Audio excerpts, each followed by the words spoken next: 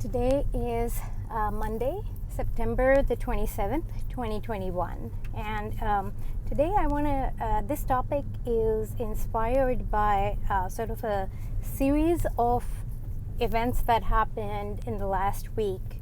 And sometimes when it's like I get that third call, I'm like, okay, this is the voice of God telling me to talk about this. So I had heard Robert Kiyosaki asking George Gammon, what do you mean by a nominal interest rate or nominal rate or something, or nominal value? And I thought to myself, if Robert Kiyosaki doesn't know what nominal means, then how many other people don't know that too? Then a few things like this happened. Because I was thinking, maybe I should make a video and explain what things mean, what certain words that I take for granted mean. And then last night, I stumbled upon a video by a guy named Jay on a Dads and Sons channel. I don't know how that popped up on my autoplay.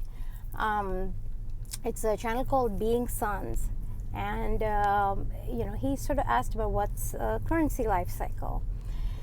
So I said, okay, that's it. I have to make this video. So today I want to talk about some of those definitions in finance that I sort of take for granted, but many people have those kind of questions. And and I say many people because sometimes when I'm driving my kids around, if they have a question, they'll ask me right away, what's notional, what's nominal, what is this, what is that? They'll ask me those things. What's an IRA, Mom? What does it stand for? All those things. But I guess most people don't have that luxury to just nudge your mom and say, Mom, what does that mean? So here goes. I'll start off with the most basic / simple word that I take for granted, but I realize that many people, especially in the United States, don't know the real meaning of this word. Inflation. What is inflation? The way I was taught it in macroeconomics in college is, and this is back in India, inflation is excess money supply. As soon as you hit that button and create more money in the economy, that's inflation, period.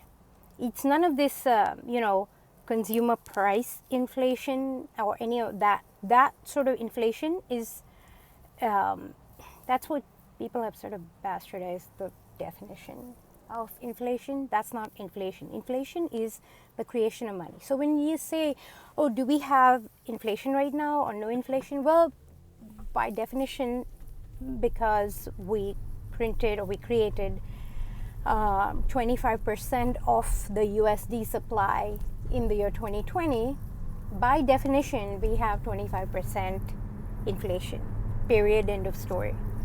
Now, that may take some time to trickle down in the sense of, in the implications of, consumer price inflation, and the CPI may say that, yes, whatever, 5% or something, but that's just what's now. But the real inflation is 25%. So if your net worth from last year to this year has not gone up by 25%, then you are actually worse off than you were in 2019. Because that's the 25% is coming shortly to a town near you, if it hasn't already. And then there and as sort of economics went modern, they kind of they've changed definitions, or they've changed wordings, or subdivided things up into cost push inflation and demand pull inflation. And demand pull inflation means it's more like what the triggers are for the basic thing of inflation. But demand pull is like too many people want the same thing, therefore the person who makes it has the ability to charge more, and that's demand pull. A cost push is the cost has increased, and therefore the producer of the goods and services, usually goods, has to pass that on to the person. But this all would not exist in the first place if you did not have excessive money supply, money creation. Now, why? How do you even have excessive, money creation?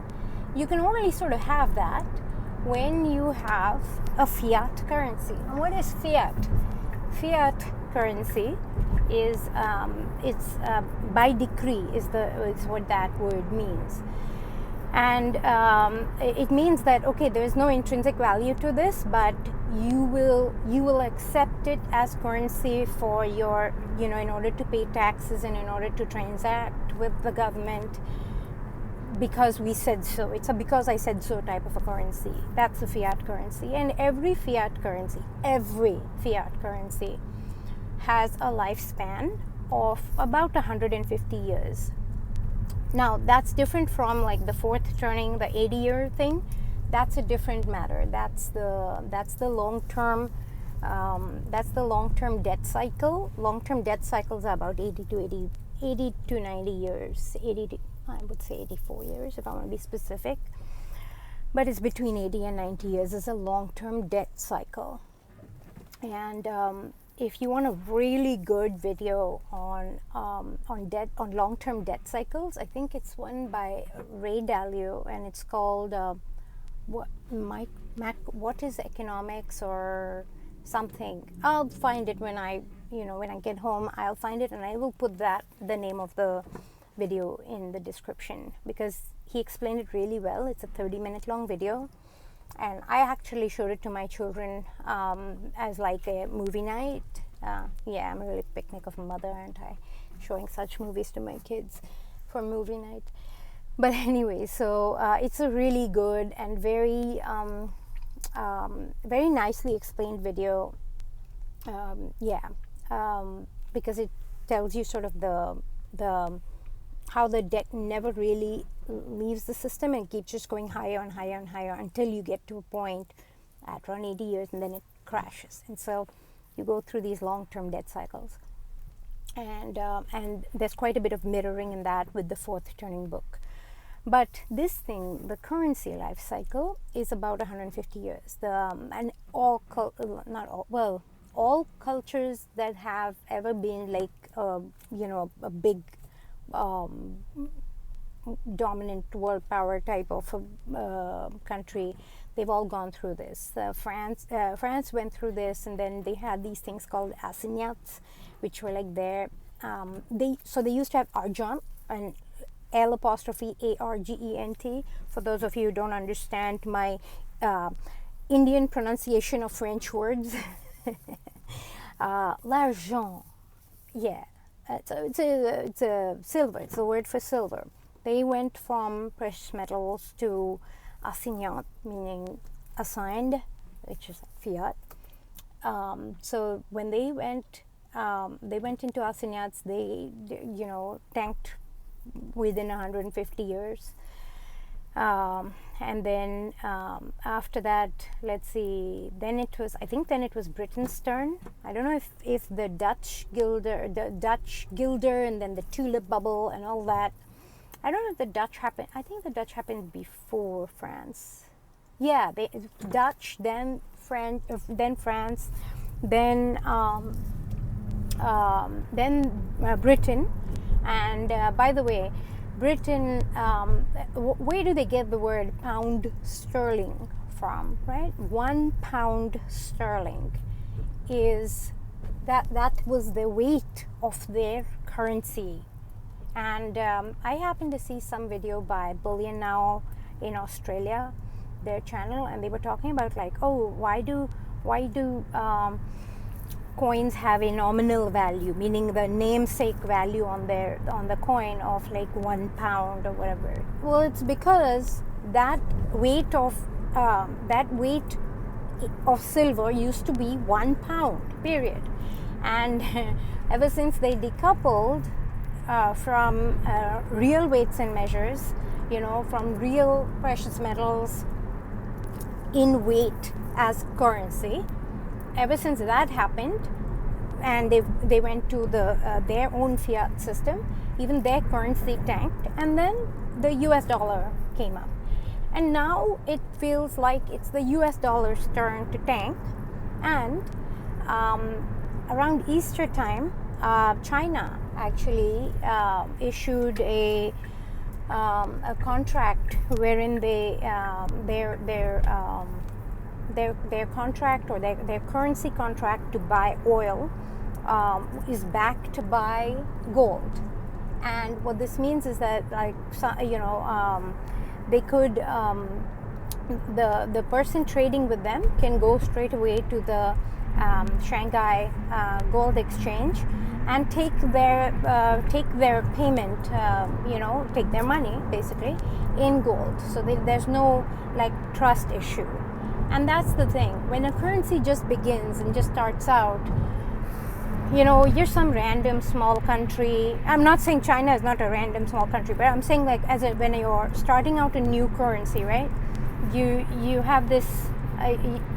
You need to have something that has trust, and what engenders trust? Gold. And why gold? Because gold is the only element that resists entropy.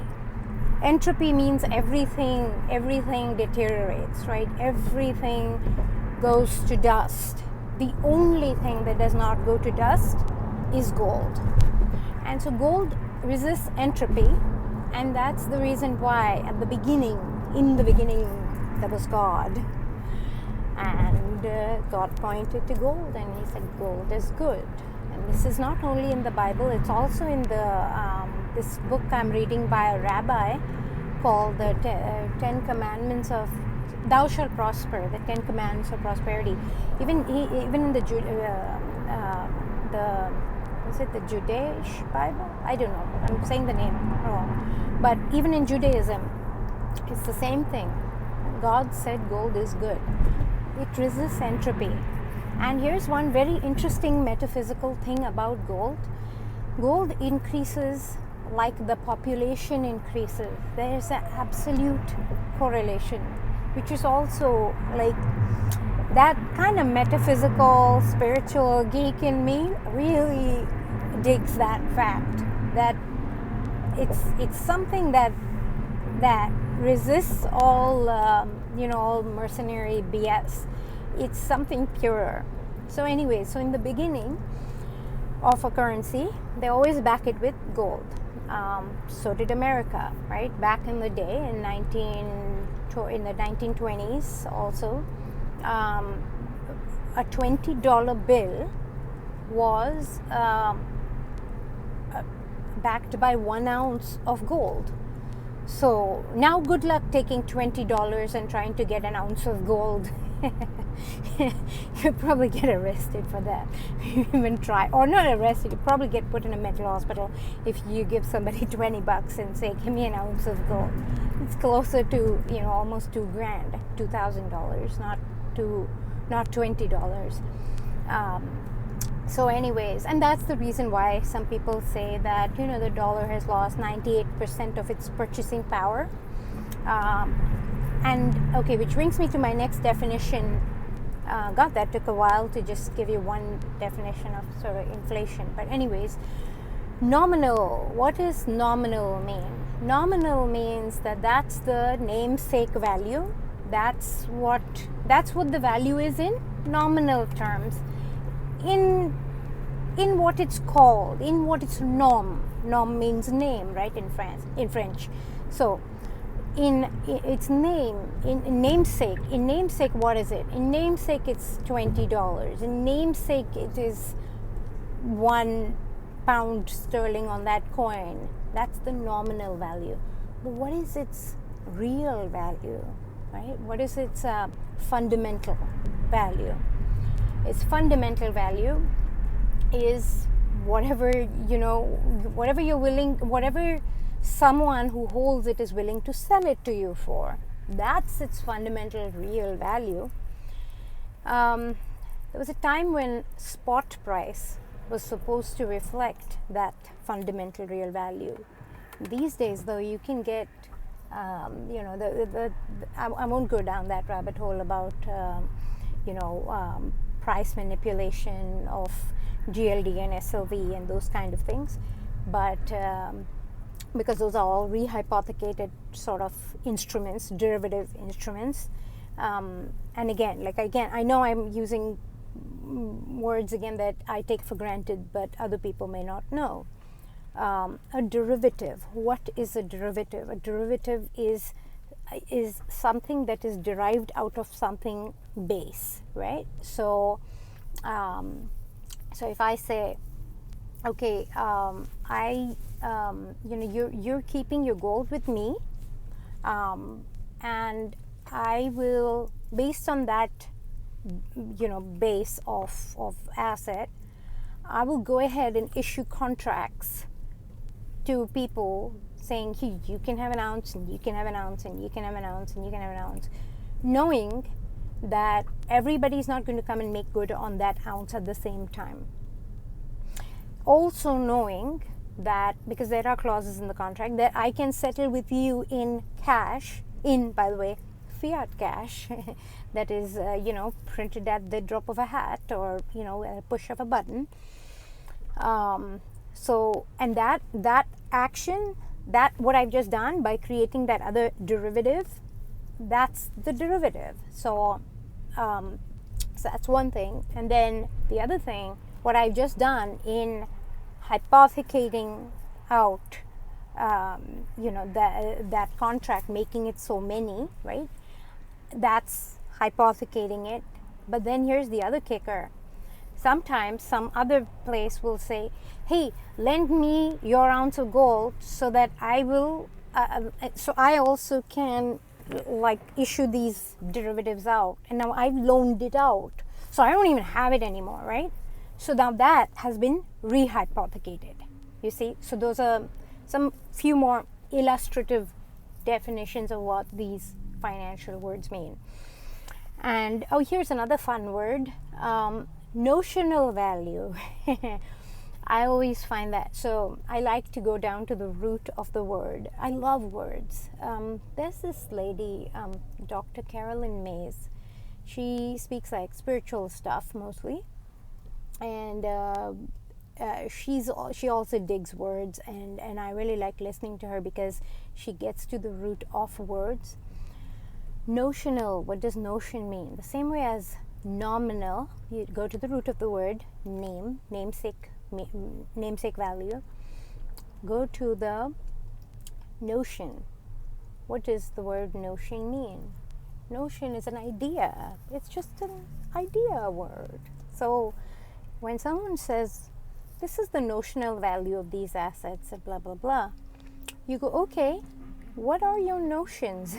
What are the underlying assumptions that are underneath those notions of yours? Because notional value doesn't mean anything more than whatever the assumptions are, whatever the ideas are. If I'm super creative, I can have all kinds of ideas, right? And this is why, okay, if I say, Bitcoin is worth $1 million, somebody else says Bitcoin is worth 0. Those are all notional values. What is a nominal value? Whatever it's trading at today. Or what is Bitcoin's fundamental value? Well, that requires some analysis. I've done some analysis on it.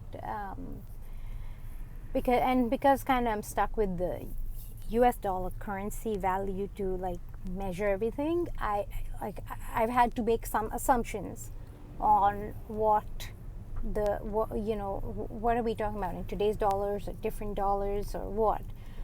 But I personally find it best to measure things in relation to other things. Let me give you an example, okay? So suppose you got paid $200,000 in the year 2000, and then you went and didn't buy anything for yourself. You took that $2,000 and $200,000 and you went and bought all gold. I'm just using gold as an example. You can go buy anything. Well, I'll stick with gold. Anyway, so gold was about 200 or 250 USD in the year 2000. So your 200,000, you know what, let's give you a raise. Suppose you made, suppose your salary was $250,000, okay, and you went and you bought, you used all of it, you put the whole thing in gold ounces, right? You got what, how many ounces did you get? 100, 200? No, I don't know. I've always got messed up with all these zeros. 250, 100, and then you remove 3 zeros. No, you remove, oh my goodness, wow, you would have got a lot of ounces, right, at that time. Okay, now let's fast forward to 2010. In 2010, gold was 1,000 for an ounce. That means, suppose you were still earning $250,000, but the price of gold went up, like what, 4 times? So now you can get 1/4 of those ounces, right? Which means in order to stay at purchasing power parity from 2000 to 2010, and when I say purchasing power parity, there's quite a bit of a mouthful, but what that means is that parity means same to same, right? To be able to buy the same thing in a different year. So if in order to buy the same thing in 2010, in order to maintain the same lifestyle as you had in 2000, but you want to maintain the same lifestyle in 2010, you had to make 4 times or whatever you were making in the year 2000. That's what that means, basically, in layperson's terms. Okay. Today, the value, the gold price, I don't know, 1750 or something. Well, let's round it up to 2000 just for convenience. Think about that. You have to make 10 times of what you made in the year 2000 in order to maintain your same lifestyle. Yeah. So, yeah, I don't even know where to go with that. Personally, I'm just too speechless to say anything more, which is convenient because this is a pretty long video as it is. Okay, anyways, I hope this was useful, and I hope Jay from that channel, the dad's channel, the boys, sons, something sons, being sons channel gets to watch this. I really hope it makes it to him. And if you like this, I'm happy. If you find it useful, I'm happy. If you want to share it, please do so. And thank you very much for your time and attention. Bye.